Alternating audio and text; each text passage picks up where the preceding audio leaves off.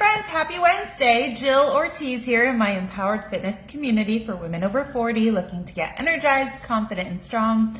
So today is Wednesday, and every Wednesday we do a live Q&A session here in this group. It's a free group. It's a great place for you to get to know me as a menopausal metabolism coach, as a personal trainer, a nutrition coach, to ask me questions, to get to know me, for me to get to know you as a group and your needs so that I can keep building things that are going to help you answer your questions and get to your goals. That is my primary mission in life, is to help women who are struggling to not struggle anymore, to have a place where they can come to find a sense of belonging, significance, to get real answers, and to be pushed a little bit beyond your current comfort zones to get to new heights. And so what we're going to do today, as we do every Wednesday on our Q&A, is to answer some questions that came through from the new ladies in the group. And if you have any questions along the way, you're welcome to ask them. If you'd like, let me know you're here. I see Stephanie and Diane just joined.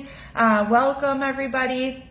I've included some links here. Oh, I just got itchy. I included some links here in the post, and I always put this on my YouTube. I send it out via email as well. I've included the links to, number one, book a call with me. It's a totally free call. They're 45 minutes. That's your opportunity to really get to know me and me get to know you one-on-one, so that we call them game plan calls, figure out where you're at, where you want to be, what's been holding you back, and what's going to move you forward. Offer you different options that I have, and if it's a good fit, then we can move forward. If not, then it's no pressure at all. I also have a link here for my 5-day menopause makeover, which I think every woman over 40 should be doing. Number one, you're going to have 5 workouts. Number 2, you have a 5-day meal plan. And number 3, you have my 5 mini lessons on the 5 pillars that I believe really move the needle in terms of feeling much better during this time of hormonal change and seeing the start to getting new results and understanding exactly what's going to move the needle. All right, so let's get into the questions today. We've got Mary, so welcome Mary to our group.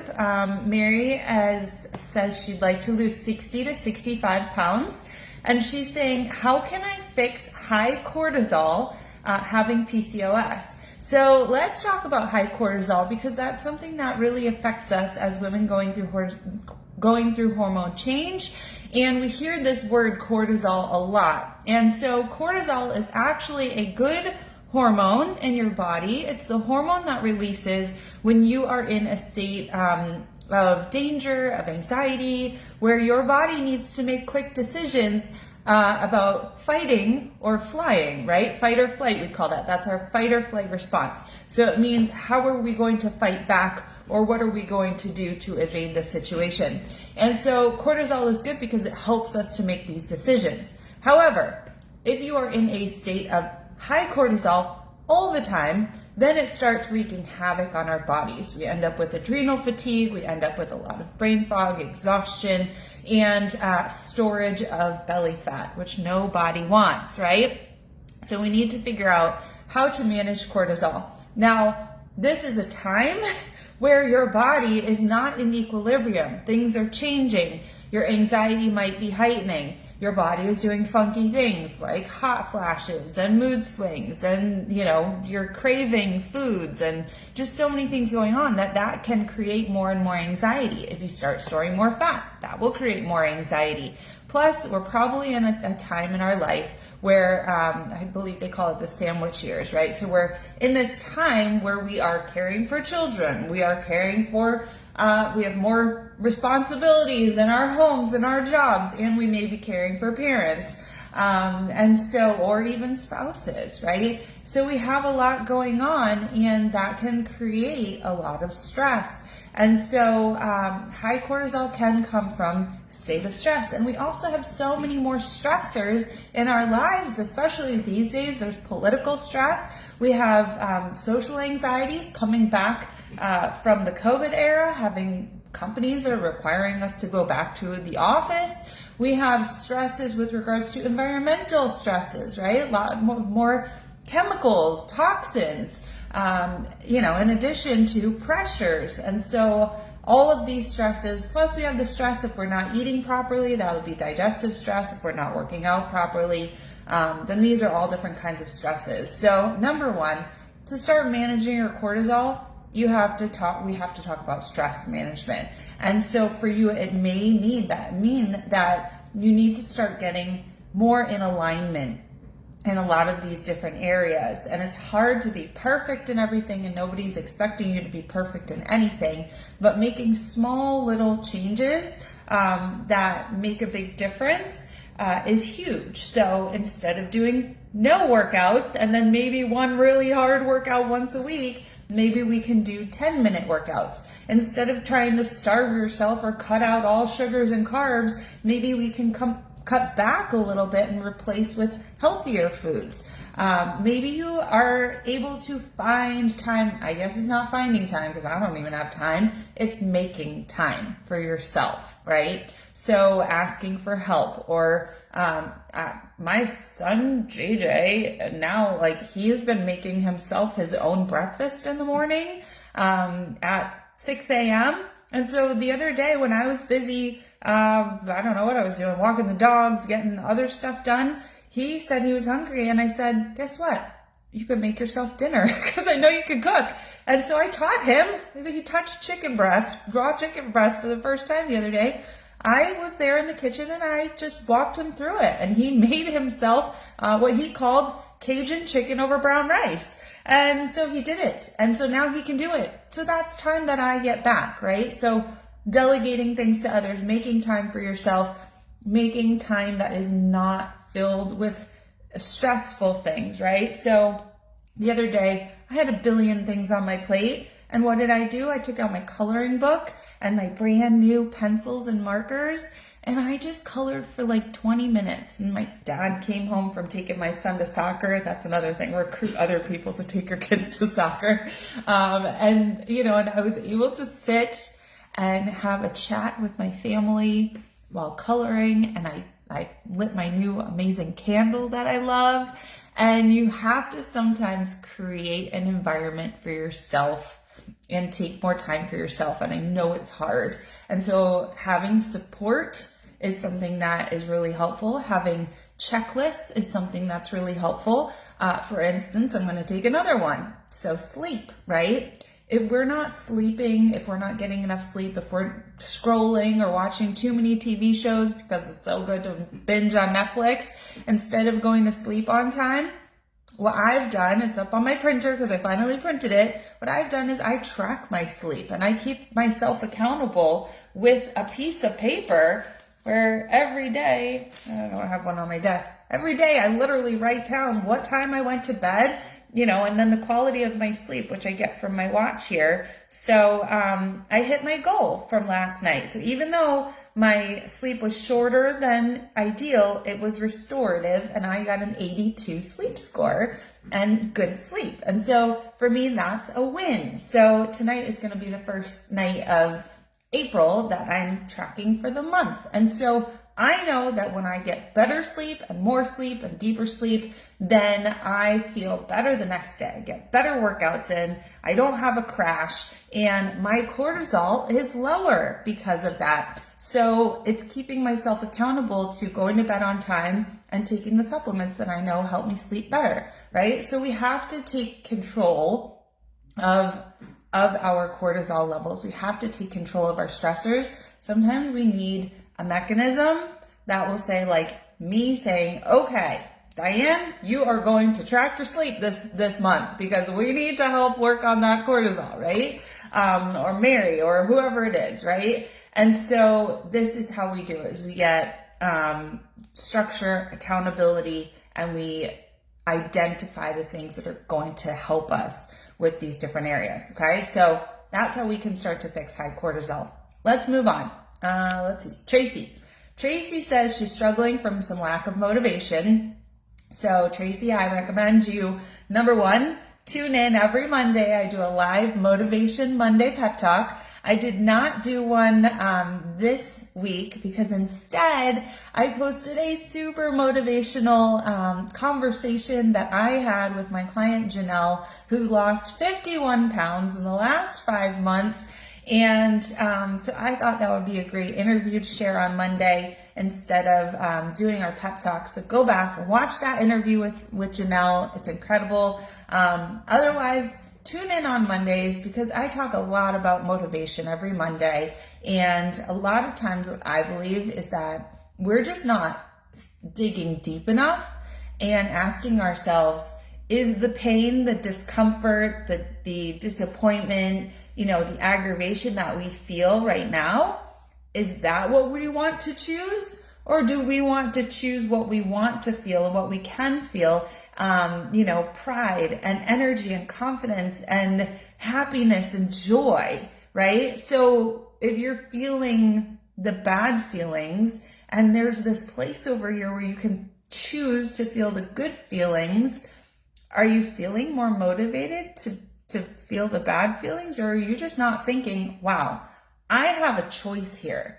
I can either act and do and stick with the things and be with the people who make me happy and get to my goals and make that commitment and then make a plan and see it through with some mechanisms of accountability, or am I going to just keep choosing to feel miserable, right? So you are motivated towards one or the other. Are you motivated to feel pain? Not really. So we should be choosing. The next step is to just take action, right? In moving in the right direction. So what's good is that Tracy has identified what she wants. She's saying, can I realistically find a way to lose 15 to 25 pounds at the age of 48 and this time keep it off? Well, Janelle's done it and she's in her 60s and she's lost 51 pounds. And there's plenty of people who are doing it, who are getting to their goals. So yes, realistically, you absolutely can. We just have to plug you into the formula that will get you there. And I will tell you the biggest thing, as we talked about with Mary's question, is alignment and having a plan and having accountability, like I was talking about with my sleep, and seeing through the plan that's working for other women like you, right? And so if all these other 40 to 50-year-olds, 60-year-olds are doing these things and they're working long term, that's a big key, then there's no reason with the right coaching, support, plan, and consistency that you're not going to achieve those same results. Would it always come at the same amount of time, at the same rate? No, everybody's different. Depends on how long you've been going in the wrong direction, right? But it's absolutely possible. Now, again, something that I mentioned is you have to be doing things that are going to give you long-term results. And so things that give you long-term results are going to take longer to get the results. Because if I can lose 5 pounds in 2 days, which I can with certain tools, then I can also gain those 5 pounds in 2 more days, right? So that's not something that is going to give me a long-term result, right? What I want is something that over time, let's say over 6 months, I lose 30 pounds, then my body is in a place where it's not going to gain them back in a day, right? And so you're going to continue those habits that gradually form over time, that you build consistency in, and you kind of change the person who you are. You just become like next level you. You're like 2.0 of you, who's more inclined to do the things that will keep you in that place where you'll keep the weight off, right? So a lot of it is mindset change. A lot of it is what we focus on. If you're always focusing on losing 5 pounds, then you could lose 2 or 5 pounds and you can gain it back and you can lose those same 5 pounds again. That's the wrong focus. We shouldn't keep focusing on these little like pounds. It's more the input. It's more the consistency, the experience, the knowledge of what are the really big needle movers, the real changes. And that's what I like to teach women, is how to really understand the needle movers for the long term, right? Because I can help anybody lose a bunch of pounds in a few days, but it doesn't mean it's going to stay off. All right, Jessica, Jessica is a client of mine. She said she's not really sure what's holding her back. She thinks maybe menopause, and she wants to feel confident in her own skin. And she's asking, why will my body not change? And here's the thing is Jessica's been with me, I think at least a month or two now. And I think about a month, a little over a month. And it's not that her body will not change. It's changing, and it's changing gradually. And she's building a foundation, right? So I can't bring you into my gym, my home gym, and I can't just say on day one, here's a 40-pound weight. That's what I do. And that's how I get a ton of muscle, right? I can't just give you the most advanced workouts on day one. You have to build to that. Otherwise, you're going to get injured. You're going to be so sore. You're never going to be able to come back. So we need to build a foundation, right? It's the same reason when we learn in the personal trainer certification, especially through NASM, the National Academy of Sports Medicine, we learn this like baseline. You don't just start with like the plyometric explosive, exercises. They don't say, okay, day one, give your clients explosive exercises. No, you start with balance. You start with building a foundation of strength and consistency, and then you work your way up and you get stronger and you're able to add more levels, right? And it's progressive. So at the beginning, we have to build a foundation of consistency, of balance, of, coordination, and then we start layering on. And so that's why you may not see like incredibly massive results at the very beginning. Plus, you're contending with how many years or decades did it take you to get to where you are. And so sometimes we think nothing's changing, or the only thing we're focused on is the scale number changing. And that may not change a ton at the beginning, or it can. It's different for everybody. But there's so much changing inside. There's so much changing mentally. And eventually it's kind of like rolling that rock up a hill, right? At the beginning, you've got energy, you're excited, you start rolling the rock, and then you're rolling the rock up and up and up. And it's like you're getting halfway up this mountain. You're like, this is getting really hard. I don't know if I want to do this. I'm not getting the results yet. You got to keep pushing it until you get over the hump, right? So the worst thing you can do is quit when you've done all this work and you got this much to go.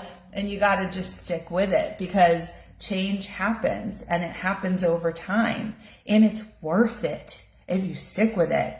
And the longer you stick with it and the more you can build and learn how to push harder and go stronger and add more, the more advanced you can get to, the better results you're going to see over time. It's truly incredible. And so that's why I love working with people for the long term, for 3, 6 months, a year, 3 years. And you see consistent forward movement in those clients that stay the longest, which is incredible. All right. Hi to everybody who's hopped on. I see Debbie's on, Claudine's on, Zeta's on, Pam's on. If you have any questions that come up while we're on here, feel free to ask them in the chat. I will answer them, or I will answer them afterwards. You can book a call with me and ask questions privately. You can send me a message, anyhow you like to do that, okay? All right, we've got Cindy, who says, how do people raise metabolism? She wants to lose 30 pounds and she's struggling with motivation. And so metabolism is going to be affected by 3 main things, okay? So number 1, it's your body's makeup, right? So if you have 2 people standing next to each other who are both 160 pounds, me and somebody else who has not been building muscle for the last 11 years, my metabolism is going to be stronger, right? More flexible than the person who is more fat than muscle. So we could stand next to each other, me, and you could even have former version of me standing next to each other. And former version of me might have been 160 pounds, but mostly fat and not a lot of muscle. And so I look bigger, right, over there. It looks smaller, tighter, stronger, maybe healthier over here. Old Jill's metabolism, not very strong. Would look at pizza and gain weight, right? Would eat a donut and it would take, a week to get it back off. Full of muscle, Jill has a really strong metabolism. And so my body says, give me that pizza, give me that big steak, give me all that food. I know what to do with it. I know I can take it, I can use it for energy, I can expel what I don't need and keep building more muscle, right? So the more muscle you have in your body, the healthier your metabolism is going to be, because muscle feeds on protein, feeds on calories, it takes it, it wants it, and it creates energy, right? And so that's going to be number one, is your current body makeup. So we need to make that body have more muscle, which means we need to lift heavy weights. We need to be progressively lifting heavier weights and increasing your training load, right? The second thing is going to be, how much are you eating? Okay. So somebody who does not eat much, their metabolism is going to slow. If you're significantly under eating, if you're in a calorie deficit for too long, your metabolism is going to slow because your body knows how much energy it needs to perform daily tasks, to do the workouts you're doing. And if it's not getting enough food to support those things, then your metabolism is going to slow and it's going to say, wait, we can't expend all this energy. We need to store this. We'll store it as fat and we'll use it as needed, right? So your body is going to slow down if you're under eating. So a lot of people end up needing to eat more, right? And then the next thing, the third thing, is going to be your exercise, your activity level. Are you getting 7,000 to 10,000 steps in a day? Or are you sitting all day long and getting 2,000 steps on average? Are you doing workouts? Are your workouts something that, require energy? That's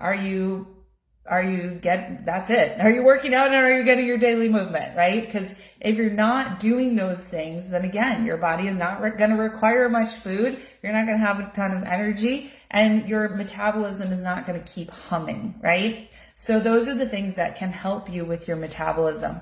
We don't necessarily want a fast metabolism, because if your metabolism is too fast, that's like people who are super skinny and are like, I can't put weight on. Like it just, my metabolism is so fast. We want a flexible and smart metabolism that will do what it needs to do.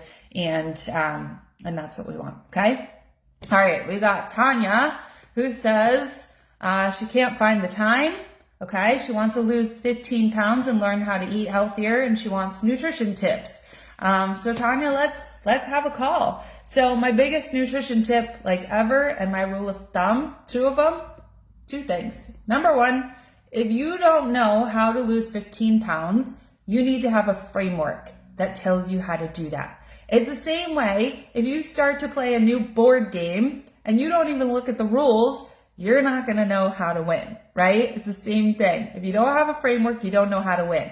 So we need to teach you framework. I teach 5 different frameworks for nutrition because everybody's different and sometimes we got to switch it up. It can't be all or nothing, right? In or out, track or don't track. We got to have different methods. So number 1 is to have framework. Number 2, that framework has got to have balance, because anytime you have something that is way out of balance, it stays out of balance. And so if you diet so hard and you're restricting so hard and you don't eat any sugar and you cut out all alcohol because it's all bad, then you're going to have a massive rebound the other way. And you're going to be binging on everything that you weren't able to eat in the last 6 months, right? And so that's never a great strategy. Plus, it makes you hangry and moody and not fun to be around. And you have to say no to everything and it's just not cool, right? So better to be balanced. Eat healthy carbs, eat lean proteins, eat whole food fats, healthy fats, and also eat things that make you happy, right? Every once in a while, just not the majority of the time. If you love donuts, eat a donut, right? I know a personal trainer who eats a donut. What do they call it? Friday? Is it Friday donut day? There's one day of the week that is every single that day is donut day. And it's no questions asked, right? We eat the donut. We love the donut. It makes us happy and it's worth it, right? So less restriction is going to help you there. But Tanya, let's have a call. Let's talk about it, and let's do some nutrition coaching. Okay, let's get you to your goals. Let's see. We've got Sherry. Let's see. This is a long one. What is the best exercise that can be done for the shortest amount of time to see results for those of us that have no time to ourselves? Sherry needs to do some of that delegating, deleting, and delaying of stuff and make some time for yourself. You have to. You gotta, if there's no time for you in the day, you have to evaluate. And believe me, I'm running 2 businesses. I got 2 kids. I got 3 dogs, and I got a husband who's gone on travel, coming home on Thursday and leaving again on Sunday. I mean, I am beyond busy too. But the first thing I do every morning is get up and come down and do a workout. And today I did a 30-minute workout. And maybe another day if I have more time, I'll go do a run or I'll do more working out. But I gave what I had to give today, right? I've built workout programs over the years that are shorter and shorter and shorter. And the other day I was like thinking maybe I'll build a 3-minute workout program, or if that's all you can do a day, then I'll do that, because I truly believe that consistency trumps the amount of time, and effective, efficient workouts do not have to be long. So if you're interested, especially Sherry, I have a program called the 10-Minute Tone Up. It's a 3-week progressive strength training program. Your hair won't even get dirty. I built it for my client, my old client, Osi, who is an elementary school principal. So long hours, early mornings, tons of stress. And I built that program with her in mind so that she could have a strength training program that if there were days she couldn't work out, then she could bunch them together. They're literally 10-minute workouts. There's 7 of them a week, and you can do 1 a day. You could do 3 on one day. You could do whatever you need to get these 7 workouts done. And I will tell you, those 10 minutes are hard, and your muscles are going to feel it. They're effective. So if you're going to try to do workouts in a little bit of time, don't waste your time going for a 10-minute run, doing 10 minutes of cardio. Do 10 minutes of heavy strength training, and it will do the trick. I will tell you something. Last year, not this past year, the year before, it was December 1st to December 21st, because that was right after Thanksgiving. I will never forget that. And when I go back and I look at a lot of my clients at their weight charts, my clients lost on average. I had 30 ladies doing my 10-minute tone up with my macros program, fat burning meal plan, and the average weight loss was 6 to 10 pounds, and the average inches lost was 6 inches off the body in 3 weeks at the toughest time of the year, the 3 weeks before Christmas, to do these 2 things together. And it was just incredible. And so this was literally a 10-minute fitness program, and everybody was rocking it. And it was the perfect time of year for it. So it's possible. You can do this. You just have to be committed to consistency. Okay. If anybody wants to do that program, get in touch and I will start you on Monday, right after Easter. Alrighty. All right, let's take one more. We have another Sherry here. Sherry L-A-H. Sherry L-A-H. Let's see. Sherry says she works too many hours and no energy. She wants to drop more weight and get toned again. What is the best way for someone getting ready to turn 59 to have more energy to do things that they need to do? So certainly, like I said, like food, if you're fueling yourself properly, if we're under eating, then we're not going to have a lot of energy. If you do your strength training, you're going to build a body that requires energy, that creates energy, right? Body in motion stays in motion. Moving creates so much more energy. You just picture in your head right now, woman gets home from work. Let's say there's 2 women, right? One woman slips into her jammies or sweats and sits on the couch. Other woman slips into her workout outfit and starts doing a 30-minute workout. Which one has more energy in an hour from when she got home from work? It's not the one who who's sitting on the couch, saving her energy? She's not creating energy. It's the one who worked out. She's creating energy. She's doing something positive. She's doing something that gets her airways moving, her blood pumping, right? So doing your workouts is going to create energy. Eating enough food is going to create energy. You need to sleep well, right? You need to lower your stress, right? Think about it. Babies cry when they are overstimulated, when they start getting stressed out by too much stimulation. Same with us. We start to shut down. We get irritated. We get overwhelmed. If you ever think about, like, have you ever received like a 5-page email or a really long text from somebody? You're like, I don't even want to read this. It's because the brain does not want to do that much work because it's exhausting. So taking time for yourself, taking downtime, taking time that you're going to de-stress, right? When I'm done with you guys, I'm going to take my dogs for a walk without my phone, right? Just going to breathe in the air and get a little sun and enjoy my dogs, right? And then making sure you're getting quality sleep. Those are all things that are going to get you more energy. Sherry, with regards to too many hours and not having time, let's do the 10-minute tone up. Like, if you don't have 10 minutes in your day to do a workout, then there's something that's going wrong there, right? And we got to look at that. All right, so that's it for today. Hi, Jennifer and Janie. Thank you for hopping on. And I will see you next Monday for Motivation Monday. I'll see you Wednesday. I hope you'll book a call with me if you haven't had one. If we're in Messenger inbox, I've been a little bit behind, but I'm there. It's all just me. So you're talking to me, talk back. And yeah, let's get everybody moving and grooving on the plan. I've got a couple other things going on. We've got a Jill Ortiz Fitness Retreat coming up in August for my clients. So if you want to be in our program so that you can come and hang out with us in Florida, then that's going to be so much fun. And just stay tuned for all the great things to come. All right. We'll see you soon. Bye, everybody.